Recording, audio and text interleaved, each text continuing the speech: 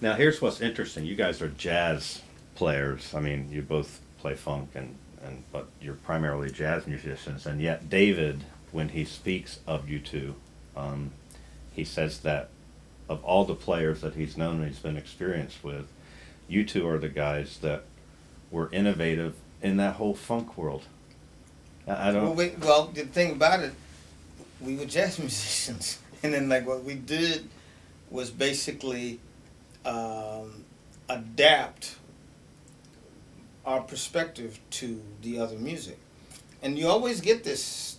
You know, like what usually happens is you get a jazz drummer, and he says, "I'm a jazz drummer, and I don't play that other kind of music." And then you get like a guy who's an R&B funk drummer says, "Yeah, well, like I don't play jazz." And so like you get these, you know. So with us, we played both things. So like we played what we played, and then like we were with bands that like kind of infused both of these kinds of musics.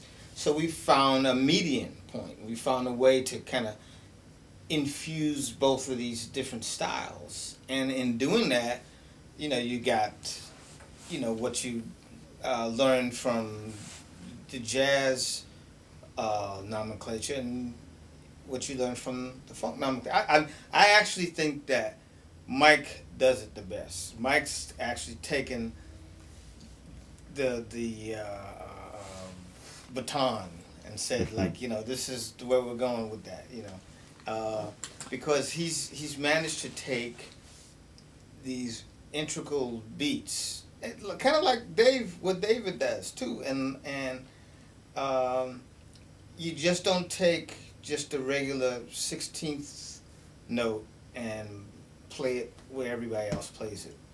The 16th note feel might be there, but there's a lot of ghosting, a lot of things that happen that, you know, you say, wait a minute, man, did I hear that right? And nobody plays on two. Right.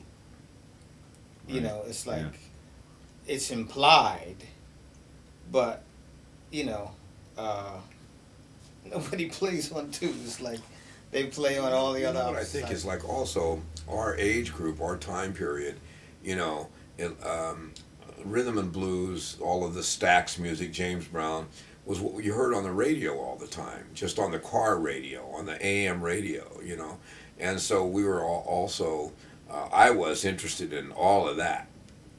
But my drumming was coming from straight ahead jazz. So when I made the transition of combining the two, I think the only reason I made that transition is because, like Lenny said, that's what the bands were doing. Yeah. It wasn't like I just was sitting in my room and thought, I'll play some funk with some jazz licks. But my language was from bebop and post-bop. So in those days, there was no such thing as fusion licks or...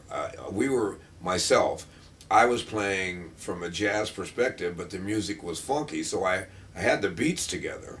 And I decided to sci-fi the beats just because that's my personality, and then I also had the jazz language was in my heart and brain, and in my hands and feet. So I just combined them as a natural. I didn't think about it in those days. It wasn't like, okay, I'm going to do this. I'm going to combine in this and this. It just seemed like the thing to do. Like now there's set fills and drumistic type of things that go with certain kind of music. Well, I think so. I mean, you know, but I don't recall any of those. Like when people say the word funk, let's play some funk. In those days, nobody said that. It was like nobody said, let's play some funk. Like there was a music called funk. They said, play something, Mike, play something funky. You know, Cannonball Adderley used to use that term a lot, and that's how I first heard it and started using it. You know. And so, but I don't remember like, hey, let's play some funk. You know, that came a little later. So what I'm saying is we were there at the inception, you know what I mean? And as far as David Garibaldi goes, when I was already, myself, I knew a great drummer in Texas named Ray Torres, and in 1962 I heard him dealing with some 16th notes. I'd never thought of that before. And so I started, based on his influence on me, I started dealing with some 16th notes and breaking it up. So a lot of us were, I think it was a sign of the times, Clyde Stubblefield, a lot of us were on that path. Bernard Purdy was already doing something like that. So these guys were the guys that were the building blocks for me. And then it was a natural thing that was going to happen anyway. But when I heard David Garibaldi, it blew my mind because he was thinking along the lines that I was thinking, but he the way he had done it, he had been it sounded like he'd already been doing it for 30 years the first time I heard him. You know what I mean? And also, let me add this if I may. It was a war cry of that type of rhythm around Oakland. You know what I mean? And so David Garibaldi was really one of the instigators of that kind of rhythm around Oakland. But all the drummers started playing that style, you know, due to his influence. But there were also several drummers there, myself, Gaylord Birch, a couple of other guys that were kind of headed that way anyway. But he made the definitive statement of it first on wax, as far as I'm concerned. And when I heard him playing like that with the Tower of Power, it knocked me completely out. It knocked me completely out. And I mean, I was floored. I loved it. And immediately I started making that more of my style making it more pronounced in my style, that 16th note type of drumming. And after that first record, East Bay Grease, it became a war cry of the Bay Area. All the drummers were trying to achieve something like that, you know what I mean? And it was associated with Oakland, and it was a joyous time because it gave us in Oakland, like, we felt like the Tower of Power was our band, just like the Oakland Raiders was our team, or you know what I mean? It's like the Oakland A's was our team. I felt like I was the drummer in the Tower of Power. That's how much that, even though I'm not, David is, that's how heavy that music and his drumming affected the community. And there was a Gaylord Birch, another great drummer, that was very instrumental, if you will, in pioneering that style. He had his own take on that type of thing too. So there were several of us, me, David, and then Lenny, I heard... I mean, the thing was, I'm from New York. Exactly. And like, you know, it was kind of weird because I did a record in 1969 with Miles and Bitches Brew. And that was that was like such a, I don't know what to call it. I mean, like, you know, we were jazz drummers, but then Miles said, okay, look, I want you to play these beats. And like, it was a whole new thing. I mean, like, it kind of opened up music to a point where, like, oh wow, you can do these things now. We can kind of, you know, combine these two different things. And so I did that, and I had this real wide open viewpoint now about playing all different kinds of music.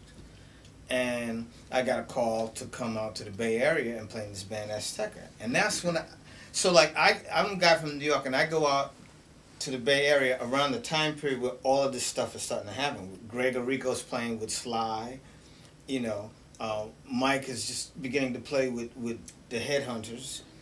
Tower of Power is happening. Michael Shreve is playing with Santana. You know, like, it was all this stuff going on at the same time, and I just happened to be an implant from New York to come out there and see all this stuff. And so I'm like, wow, this is a different kind of thing. On the East Coast, we don't do this. I mean, so like, and I'm saying, like, wow, check this out. So like, my head is like wide open now. I mean, and like, you know, and I get an opportunity to hear these guys play. I mean, and I was like, wow, man. So like, you know, and seeing David, meeting David, and saying like, wow, there's another perspective on this. And with Mike, you know, wow, there's another perspective on this here. Wow, I mean, I have to include some of this in my playing, you know. So I go back to the East, and like I said, man, where have you been? I mean, like, you know, I'm saying, yeah, I've been out here, you know, on the West Coast, man, you know, like in Oakland, and you got to check out what's happening. You know, then that started to come back because, you know, everybody was touring and everything, so like, it wasn't a thing where it was that isolated, but it was great for me to be able to spend that time out in the Bay Area around when all this stuff was really starting to percolate and boil.